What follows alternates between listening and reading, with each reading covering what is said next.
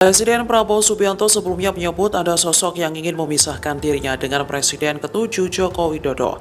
Hal itu disampaikan Prabowo dalam pidato pada Kongres 18 Muslimat NU di Jatim Expo Surabaya pada Senin 10 Februari 2025. Merespon pernyataan Prabowo, Jokowi hanya tersenyum. Saat ditanya siapa sosok yang ingin memisahkan keduanya, ia hanya menjawab dengan kata ya. Sementara dirinya menegaskan hubungan dengan presiden saat ini baik-baik saja. Jokowi menyebut mereka sangat solid dan tak pernah mengalami masalah. Dirinya menekankan hubungan baiknya dengan Prabowo telah terjalin sejak lama. Bahkan diakui Jokowi, ia masih sering bertemu Prabowo. Jokowi pun enggan mempermasalahkan adanya pihak yang berusaha menjauhkannya dengan Prabowo. Menurutnya, hal biasa jika ada pihak yang ingin menjauhkan. Download Tribun X sekarang, menghadirkan lokal menjadi Indonesia.